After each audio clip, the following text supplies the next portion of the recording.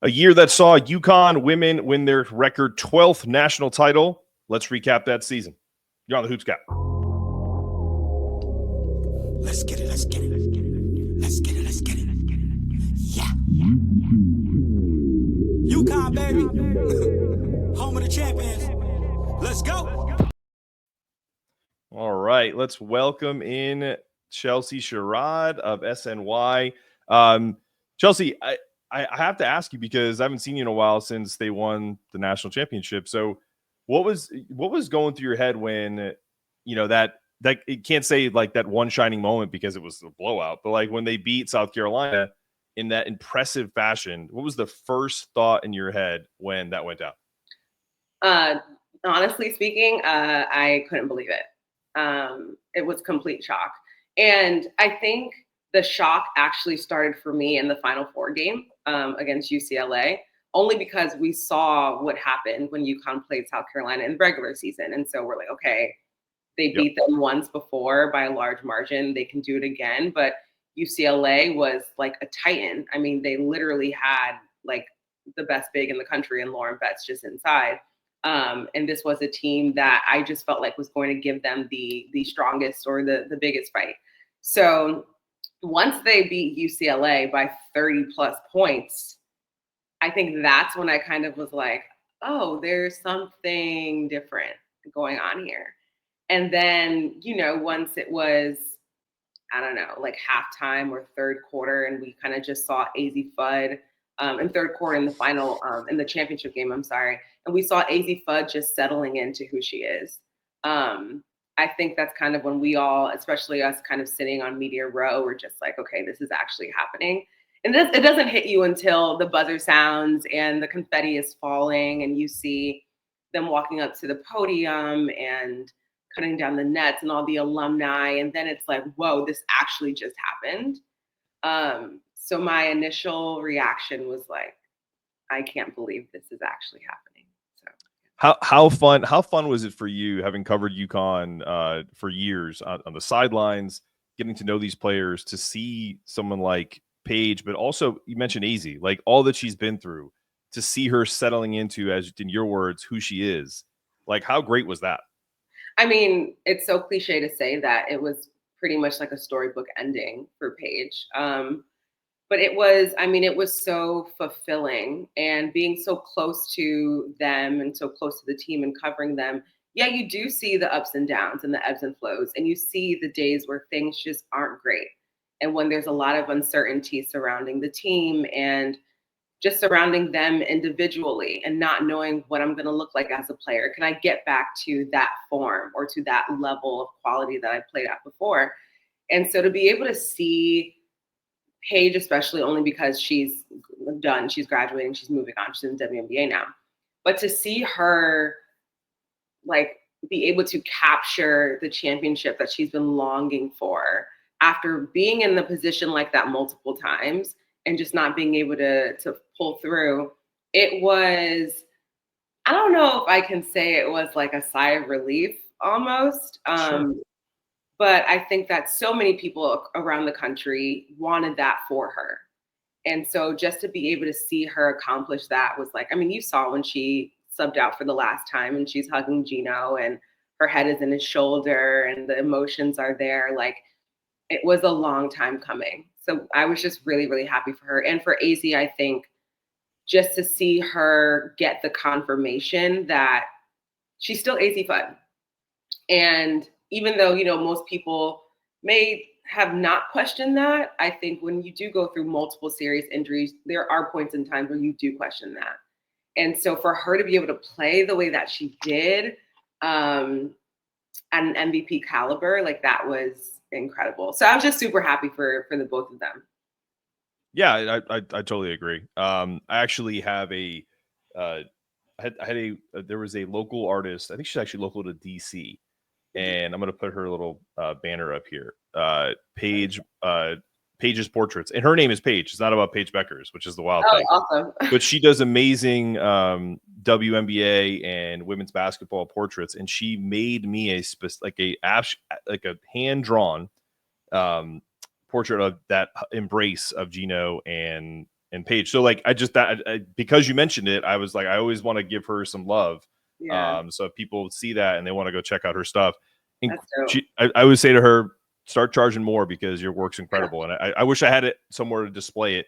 Yeah. Where that Connecticut sign is back there, that's where it's going to go. So we'll, you know, when that happens, I'll definitely show you. But giving her a little promo. Yeah, I think for me, what was the most surprising thing? Not necessarily the score. Take the dominance out of it. Yeah. But who surprised you the most on UConn's roster in their contributions outside of the stars? You know, that's a tough question. I mean, I think I initially, like, outside of, I guess, the big three, I'd probably say I think KK gave them some really good minutes off the bench. She, like, throughout the whole season, we talked about how she needed to be that spark for them, and that was her role this year. And when she came in, I think it was a South Carolina game, she came in, she was just driving to the basket. She went by Mylasia Fulwiley a couple of times. She defended her really, really well. And she scored a few baskets for them. And I think that's what they needed from KK.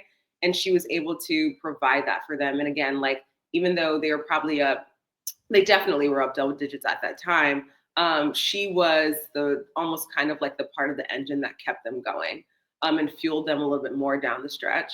But honestly, and like, again, it's really, really hard to talk about how a player being super impressive or surprising me when I talk about Sarah Strong, because she's so consistently good.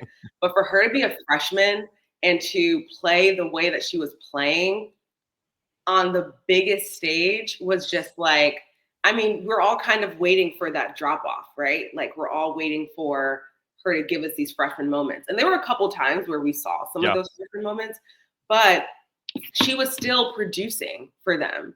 And at some point she was keeping them in games. Like, she just, I don't know. So for her to be able to play the way that she did in the Final Four against UCLA and in the national championship game was huge. And then, sorry, one more person I will say, because when I think back to that UCLA game, I think about Janet El-Alfi and the job she did on Lauren Betts.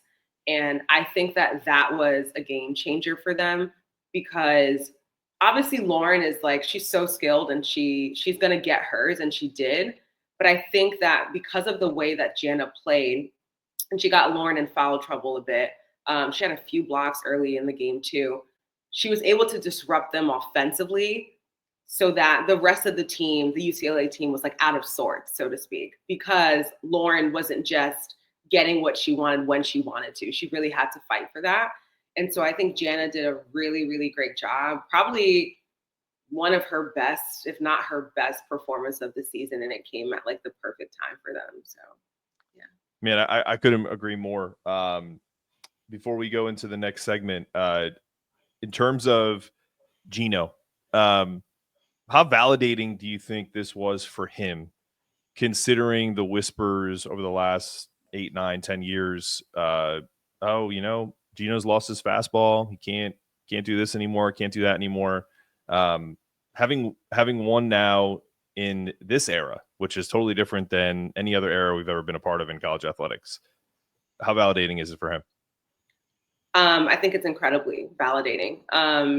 Just given the fact that he was able to say, I'm still at the top of the game at this point, 40 years in. And when you think about just the all-encompassing season that he had, celebrating the 40-year anniversary, becoming the all-time wins leader, and then he gets to top it off with a championship, it's like the game has evolved so much, especially in the last 4 or 5 years, like post-COVID.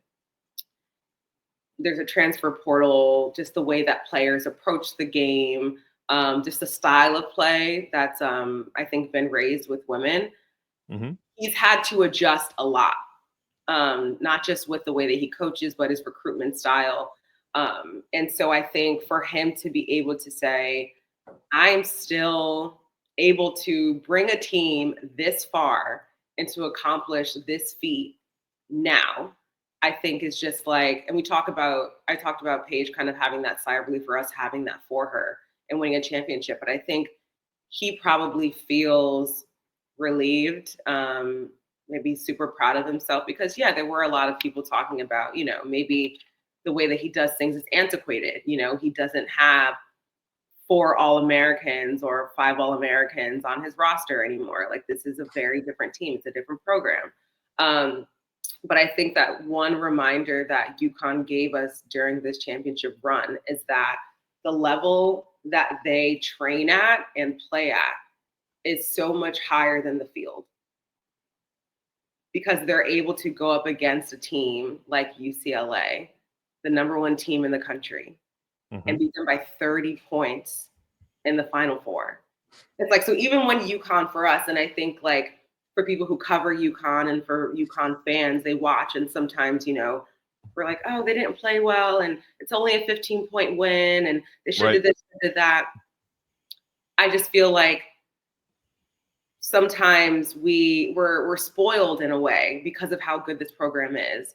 But it takes games like that to remind us that like we're watching greatness on a daily, you know, schedule or a nightly thing. So yeah, I think it was extremely validating for him. I think he, you know, even after when he was giving his interviews and talking on the podium and everything, like, you know, he just wanted this so much for his players. And so I think it was more so a relief for a player like Paige, who he wanted so badly to come to UConn. She wanted to be there so much. They have a great relationship. This was the one thing left that she was chasing. Right. And he was able to do it. And I think, you know, he's able to allow her to kind of sail off into the sunset.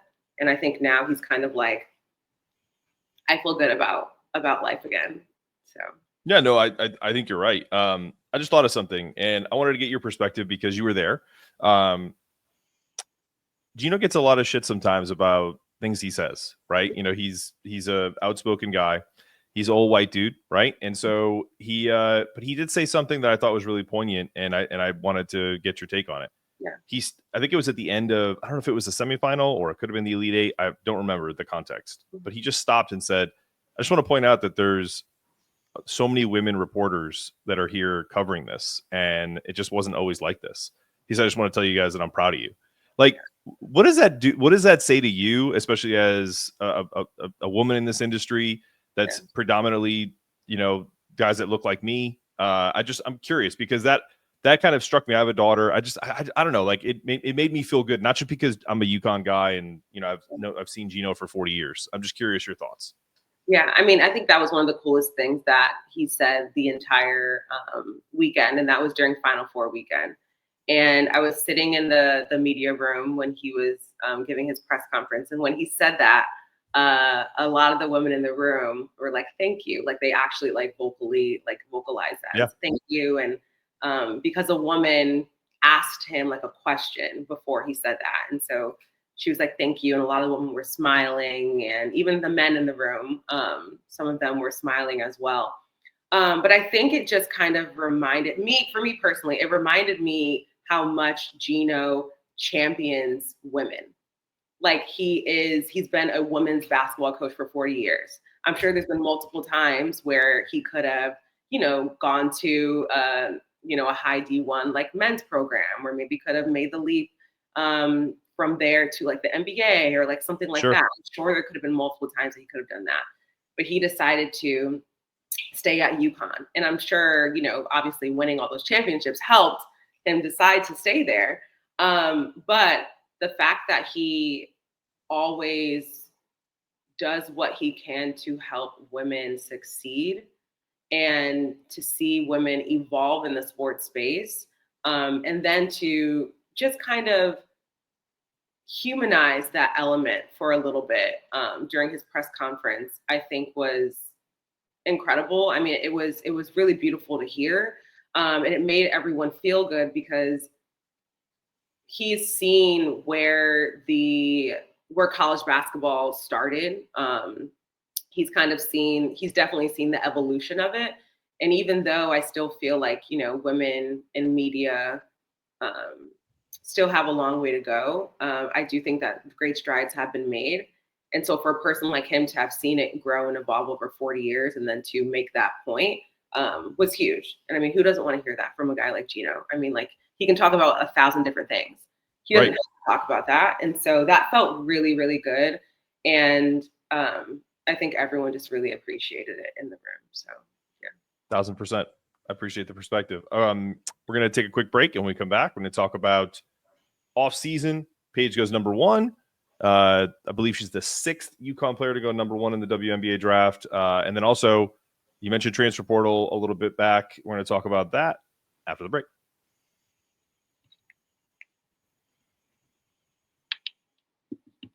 All right, you're back on the Hoopscat Pod with Chelsea Sherrod of SNY. Please tell people where they can. I mean, obviously they can find you on SNY, but if there's anything else you want to promote, please do that, and then we'll move on to the next segment. Oh, I appreciate that, Mark. Yeah, you guys can find me on SNY, SNY.TV as well on our website. Also, my Instagram, which is my Instagram and Twitter, which is just my first and last name. Usually tweeting through the UConn season, WNBA season, women's hoop news, and things like that. So yeah. Good. All right. All right. So off season, Paige goes 1. I say this joking around. I said I feel like she actually got Caitlin Chen and Aubrey Griffin drafted as well. Shout out Aubrey. Hopefully she's doing well with her rehab for her knee. I don't know if she's had the surgery yet. I'm sure she already has. And then Caitlin Chen on the Valkyrie trying to make a roster. Just like run through that really quick, like just that whole kind of whirlwind, because the crazy thing about the way the W is like the basketball season ends in college basketball, and then you're gone, like you're in the pros like immediately. It's not, there's no break, like the men. So talk to me about that. Yeah, I mean, first of all, draft night was awesome. And again, Paige kind of just reminding everyone that she is just a great teammate. I mean, she didn't have to shout out Aubrey or Caitlin when she was talking to Holly after being drafted, but she did. And I mean, I thought that was awesome. I was in the press room when Caitlin and Aubrey came in, and they were just, beaming. I was standing there, and Geno walks in, stands next to me, and we're watching Caitlin do her press conference, and he's just like smiling. He's just so happy for them, happy to be there. Caitlin walks off, and she embraces him. They embrace, and they talk, and then they both wait there for Aubrey to come in. And it was incredible. I mean, that's one of the best, if not the best nights of the year. And for a lot of women's basketball players, that's a night that you dream of being drafted. And so I thought that was super cool that they were able to experience that. But yeah, I mean, it's really tough with the W because there's 12 teams, or I guess now 13 with the Valkyries. They're going to be adding the Toronto Tempo as well. But obviously this expansion is happening because they need more roster spots. I mean, we're seeing some of the top talent in college basketball get drafted, and then they're waived, or they don't make a team, and then they have to maybe go overseas or recalibrate. And so they're trying to keep the top talent here in the States. And so it is really, really tough. And you can only, fight for, even that WNBA documentary that they did, 144, like that's how many spots are on. It's not a lot. And players are playing longer in the league. And we see these, 20-year careers. And we talked about Diana Taurasi, who just retired. So it is really tough. It definitely is a whirlwind, which is why, I think sometimes we do kind of see the rookie, I don't know if I want to say like injuries, but because they're coming right off of, especially if you're playing at a school that goes deep into the NCAA tournament, you're coming right off a tournament run. Sure. You have like 2 weeks until training camp, and then like a few weeks later, the season starts. Like that's a lot on your body. So I'm really hoping that, everyone stays healthy and that they have, a good season. I hope that, Caitlin continues to grow and evolve with the Valkyries. I think she's in a really good situation with them. She's, from California. She has a really great relationship with the head coach over there. So I'm hoping that works out for her. But yeah, really looking forward to the WNBA season. And I mean, Paige has already kind of given us a few highlights in the preseason. So I'm excited to see what she does in Dallas. That pass was ridiculous. Nuts. That's all I'll say. I wish I had a producer right now. I'd be like, oh, run that clip, because that was awesome. It was amazing. Yeah. But yeah, no, we'll pivot. But Paige is she's ridiculous. Like I'm just looking forward to watching her more. And you're right. Like I really do hope that she stays healthy, because it is. I joke around because I'm old now, but like if you don't play basketball, or if you played basketball a long time ago and then you try to go play now when you're in your late 30s, early 40s, like I am, there's a reason why the next day you're so sore. Like now, do that all the time, and then at a high level, and then tell me that, oh, they're just playing basketball. It's like, well, you try it. Go try it right now and see how much Ben Gay you're using. You might have to jump into a tub of it when you're done. I went and I shot around the other day for like an hour, just shooting around. Just shooting. And the next day, I was like, why are my like legs sore? Like, it's a lot on your body. You're not just running up and down, like you're cutting, you're jumping, you're pivoting. Like it's a lot. So that's like the one thing I think that sucks a bit just about like, the W season. And I love the W season being in the summer, but it's just for these athletes and for most of them who are the top athletes who are playing in the Final Four and championship, it's just a lot on your body. Sure. So can only hope for their health. Absolutely. All right, let's jump into the transfer portal.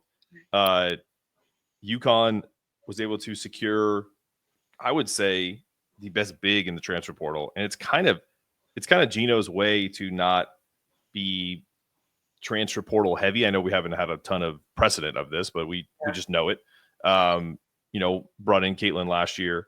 Does it, and not that it does surprise you, but does it surprise you that he's still able to get a player like Sarah, when Sarah Williams, when LSU and others who probably have more NIL and a little more of a flashier pitch to come to UConn in Storrs, Connecticut? I mean that's a great question because UConn's literally in the middle of nowhere, but it doesn't surprise me because he's still able to win championships. And I mean, that's the best marketing that you can use when you're trying to recruit a player is like, sure, yes, we're UConn, and yes, we've been in 24 straight Final Fours, but yes, we still win natties. Like, I mean, who wouldn't want to go to a program like that? I mean, Geno's been very vocal about his thoughts about the transfer portal, especially this season. But I mean, I think this is also just him trying to evolve, and I'm going to use it obviously to my advantage. But I think like for him, it always just comes down to just, plain recruiting. Like he was able to bring in Sarah Strong, a player that he was recruiting for years. Like he loves like the homegrown, like, let me get this like amazing freshman, bring her in, things like that. But he also understands that, especially after this season, that, they do need a little bit more help inside. And I mean, Sarah Williams, I think she was like all Big Ten, like first team, all defensive team. Like, so, I mean, 20 and 10. Yeah. This is perfect. You can see her standing in there right next to Sarah Strong and just let them, just be that huge presence inside. I also think that, AZ Fudd returning definitely is attractive for other players. But no, it doesn't necessarily, I guess, surprise me that he's still able to bring players in like this. It almost surprises me that he's actually using the transfer portal like he is. Yeah, I think that's more that, but that's a great segue because I think that's more kind of what we're leaning towards because Geno's old school. Like he remind who's his equivalent on the men's game. Obviously, lack of championships, but like Marquette, Shaka Smart isn't using the transfer portal at all. Like. Has not brought in any transfers, and he is trying to build a culture there. And shout out Shaka, I love Shaka. He's a great dude. And I think Geno like is the last of this breed essentially, right? And he's embracing it a little bit. I wonder if there's some Chris Daly, Jamel Elliott, others. Shout out Ben Cantor, just got a Georgia Tech job, so good for him. I don't know. Like, I think there's got to be a collective, like, nudging to get him to do this. Do you agree? For sure. Yeah, no, definitely, for sure. And also, like, he and and shocker are great friends when UConn they went to play Marquette at Marquette this past season, and Shaka was there at the shoot around. So that makes total sense. But yeah, I definitely think there is kind of that like, all right, we gotta look here, we gotta look there. But the thing about Geno and UConn as a whole, their culture is so important to them. They only recruit and bring in a certain type of player. And that's not explain what you mean, what you think that means. Like for you, like personally, like I know what they think it means. Yeah. Some people hear that and they're like, whatever. Like, what does that mean to you? Right. I mean, I feel like sometimes when people hear that, they might think that there's like a negative connotation, almost like shutting people out, closing the door. But they're looking for team-oriented players. Like, you have to buy into what UConn is trying to do. There's a lot of pressure that comes with playing at a program like that and playing for a coach like that. And UConn, and I'm sure a lot of other top schools will say this, but when you go to UConn to play and you're the best player in your county or in your state or whatever, you're also playing with players who also were Gatorade Players of the Year, best players, and they won state championships, whatever. Like, so you have to strip your ego, so to speak, and buy into this culture that UConn has and what they're about. Geno's going to be Geno with you. Nobody gets a pass. And so he's just looking for a selfless person. And this is, again, what I have been told and what I've seen as far as the players who have come through this program. A selfless player, a player who puts the team first, a player who's willing to work hard and work for everything that they will get. And so I think when they say that he's looking for a certain type of player, that's what I get from it. And that's just, I think, what it is. Yeah, no, it's a great explanation. Yeah. I'd rather people hear it from you than from me, because you've been on the sidelines and you've been around them a lot more than I have. So that's good stuff right there. All right, so are they done? There's been whispers of Kaylee Heckle. There's been a debate internally on our staff, and then just kind of like in the Twitterverse and YouTube comments about, do they need another point guard? They have KK, they have Kellis Fisher coming in. You could probably throw AZ out there for a little spot point guard here and there. What are your thoughts? Like, do you think they bring in Kaylee Heckle, or do they need her, or what's the deal? I mean, I don't know if they're done yet, but I don't assume that they are. And I think that KK obviously is phenomenal, and I think that she grew a lot this season.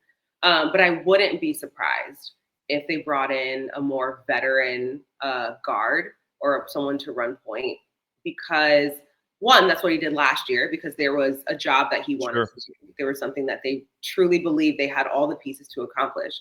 And they just needed some more experience in that space. Because AZ's returning, because he brought in Sarah Williams, because of Sarah Strong, I totally believe that he'll bring in probably another vet to run point, or another point guard or something. So I don't think they're done necessarily. If they are, I think I would be a little surprised. But that also means that he has, a lot of trust in the guards that are currently on the roster, which, like, absolutely. So I'm not too sure. I'm not sure yet. Yeah, I think you can go either way, right? I think you can. I think the discussions internally are probably like, because I know Kaylee Heckle is deciding between, this is reported, Vanderbilt, Michigan State, and UConn, I believe. I think that's the top three. If I'm wrong on that, I apologize. I'm sure someone will correct me. It's guaranteed. But it's supposedly that UConn is the favorite, that if they want her, they can have her, essentially, right? She's from Amityville, New York, I believe, or somewhere close to Long Island, or not. So I think her parents played at St. John's. Like, you know what I mean? Like, so they're both athletes, Big East people. Shout out Big East Energy. I just think, for me, she makes a lot of sense because she's coming in. She'd be a sophomore. She'd have 3 years of eligibility, so she's actually younger than KK. So if anything, it's more like insurance, that if KK is the starter, and then you have Kellis, who's a freshman, there's a mix. I joked around on a show that Geno is kind of like that uncle that you didn't listen to on Thanksgiving who was just like, hey, you make sure you save for a rainy day. And he's already won 1 million championships and he knows how this works. Yeah. He doesn't want to have a bench to look down and go, there's 7 people injured. Like, you know what I mean? Like, so you got to have these folks to kind of, it sucks because some players don't play, but you got to stack talent. Yeah, no, I think that's a good point. And so I think that is also something that they're probably thinking about and considering is the insurance, being able to build out this roster. And the thing is, like, again, like KK is going to be a junior. I truly believe in KK. I think that she's amazing. Like she's grown so much, even leadership wise, on this team. And then also even looking to next season, like now she has championship experience. And I think that the way that she showed up in the Final Four and in the national championship game just speaks to the growth that she's gone through this past season. So, I mean, yeah, maybe it does. That is a great point that you made. Maybe it does just come down to we need to make sure that we're more durable and that we do have a longer bench. So I don't know. I mean, it could go either way. Would it surprise me if there was a senior or a grad transfer guard that he brought in? No, it wouldn't. But I do believe that he trusts KK for sure. For sure. Yeah. All right. Last question before we let you get out of here. Who do you think in the national landscape can challenge UConn? Because personally, I think they were number 2 in the way too early polls, which I don't know how people do that.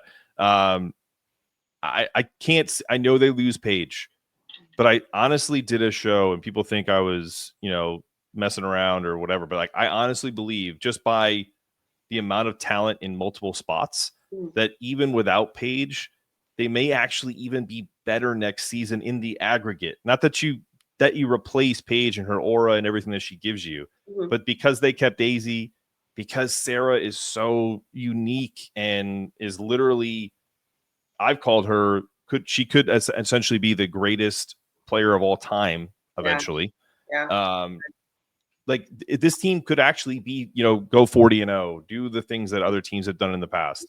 Like who's challenging them? Like I personally, like I want to know, because now you have Sarah Williams, you got Jana Elfie. You literally could put Jana and Sarah Williams at the same time with Sarah Strong, with AZ Fudd, with a KK Arnold.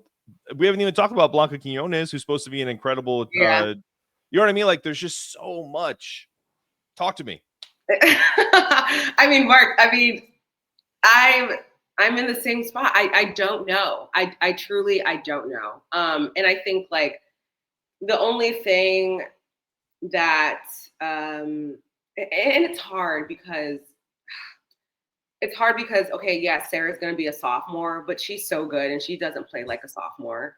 AZ's been through a lot of injuries. She hasn't necessarily played a full healthy season. So yes, maybe she's a little bit inexperienced in playing a full season, but she's played in Final Fours and now she's won a championship. And I mean, like she just feels like who she felt like before. And it's just, I don't know. I think the difference is that I thought that a team like UCLA would give them the biggest run, and they beat them by 30. So okay, Lauren Betts is returning to UCLA next year. She's going to be amazing. I don't know. LSU now has Mylasia Full-Wiley. They have Flau'jae Johnson coming back. They have, I believe her name is Michaela there with them too, who's a shooter. Yep. I don't know. South Carolina, I mean, sure. They always have people. They'll always be there. They will always be in the conversation. But just like you mentioned, it is the firepower that UConn has at multiple positions that makes them so hard to guard. And yes, obviously, Paige not being there, I think is going to take some adjusting. I think that it's going to take AZ being more of like a hunter, so to speak. And one thing I did like from AZ that we saw is, I think this season we saw her slashing a little bit more. We saw her doing some more mid-range pull-ups. So we got to see more of a variety of her game outside of her just being a sharpshooter. But I think at times during the season, we kind of saw just like a Paige like takeover, so to speak. So I think right now it's kind of like, okay, who on UConn is going to be that takeover player? So I think that's going to take a little bit of an adjustment period. But I mean, I don't know. They now are huge, even bigger than they were inside. Yeah, like AZ is back. I mean, what team do I think is really going to challenge them? I mean, they're going to be challenged at some point this upcoming season. I don't know by who.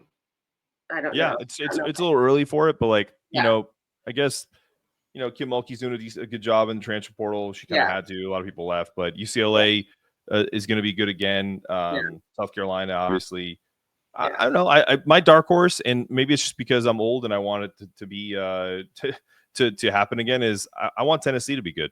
You know, I think Tennessee could be good at the way they play, the style. Yeah, they beat us last year. That's got to be a good you know, a good confidence booster for the team and the coach. We'll see. I think she recruits well. We'll see what happens there. What was I was gonna ask you one more question and I kind of lost my train of thought, but that's okay. Go ahead. No, you're fine. I just it's so, and again, like I don't want to underemphasize the fact that the things that UConn was doing in the national tournament was so completely different than what we actually, and when I say we, I say like the media. Sure. What we thought was going to happen. And so I think for them, when they just turn it on, they're on. And there could be times, and I'm sure there will in the season, where yes, they'll probably play like a USC or UCLA like in December, and then you'll be like, oh my gosh, like the world is ending, like all hell is breaking loose, like UConn's lost. Trust me, I know. Like Paige is gone, this is nuts, like they're not the same. But like when the pressure is on, when they need to perform, like they just do, and it just shows you that like, yeah, he built this team this way for a reason. Like Sarah Williams is here now for a reason. They're going to bring in whoever they bring in now for a reason, which just makes, you know, the program, you know, as great as they are, Geno the best coach for the reasons that he is. But I don't know. And I don't want to just go into it saying, okay, yeah, they're going to go undefeated and there's no one near them or who's going to whatever. I'm not saying that. I'm just saying we saw what happened. Like, yeah. You were there. I watched it. Like, it's just like Sarah Strong next year, like with experience. Like this is what I want to ask you because you brought up Sarah Strong. So if you look at last year, you talk about Paige takeover games. Yeah. Could we see, in your estimation, where when they run like a mid-ball screen where Paige essentially got screens from Sarah or Jana and they either played drop or hedge and she beat them both ways because she had so many options? I honestly could see, because of the lineups that I've talked about, Sarah in that situation where she's at the head of the snake, or AZ, and either Jana or Sarah Williams do a Sarah screen, and if they drop, she shoots. If they hedge on her, then you have shooters everywhere. AZ, you know, I'm mimicking passing. No one can see it because of my. So like she has the ability to do that because Sarah is so versatile. She has to me, she's got so much positional versatility that I do feel like her being like a point forward is in the works, and it may be one of the reasons why they don't get a veteran point guard like a Caitlin Chen, because A, there may not be someone that they feel comfortable with, and B, they have this insurance policy of, man, we could use Sarah in so many ways and we're so much bigger. It's going to open up so much more spacing and so much more shooting. No, I think absolutely. I agree with that assessment. And I think that's something that they actually wanted to do more of this past season, was more of that like high-low game. I just don't think that they maybe were ready for that, or just like the personnel maybe wasn't exactly where it needed to be. And, you know, of course it was Jana's first for a full year there too. Ice was dealing with some injuries. So yeah, I mean, I can totally see that. And I think that's the cool thing about Sarah is she's so versatile. And when we think about like the NBA, so to speak, nowadays, we talk about positionless players. And that is what Sarah Strong is, which makes her incredibly hard to guard. So they could use her in that way. She can give like a nice little mid-range pull-up or, shooting from the elbow, pick and roll, pick and pop. Who guards her in that situation? Like, to me, like, I know we're kind of diving into the weeds right now, but like, I really do feel like, thinking about, we just watched the Knicks last night with Jalen Brunson and how if he's got someone on his hip, it's like that hostage dribble where it's like someone's behind you. Yeah. If you stop, they follow you. If they don't, they're trailing, and then there's options. Like, she could totally do that, and I guarantee that's something that they're working on. So that to me, I don't know. Like, I literally love talking about stuff like that. I know it's not the no, typical, same. Yeah, not the typical YouTube fodder, but yeah, to me, like that's where they go with her. Like, she's because it enhances her profile too. Like, I think she's gonna be the number one pick in the draft eventually anyway. For sure. But to show all of her ability, that's what she is. For sure. And I think, I mean, it's like, do you put a guard on her? She'll just shoot right over. Do you put a big on her? She can just go right by her. Yeah. So it's like, it's really tough. And again, when you talk about them having so many different options and firing on all cylinders on different positions, like Sarah can give you so much from inside, from outside. She scores on all three levels.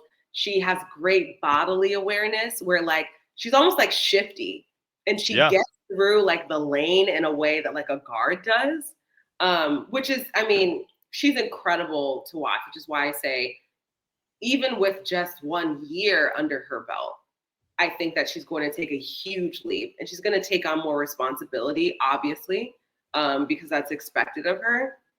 And so, I mean, she's, like you said, she'll go down as one of the best. She could go down as the best player to have played at UConn, depending on how her career goes. And I think if you asked a lot of, alum, they would probably agree. So. That's a great way to end it. All right, it's a wrap, guys. UConn's going 40-0. You heard it here from Chelsea first. Gotta make sure I say that so we can clip it, and then people will think that we actually said that. Yeah. But we didn't. And no, Chelsea, I really appreciate you. Go check out Chelsea on SNY and on her Instagram and her X. She's a great follow. That's another episode of the Hoops Gap. We're gonna have Chelsea back soon. Let's get it. Let's get it. Let's get it. Let's get it. Yeah.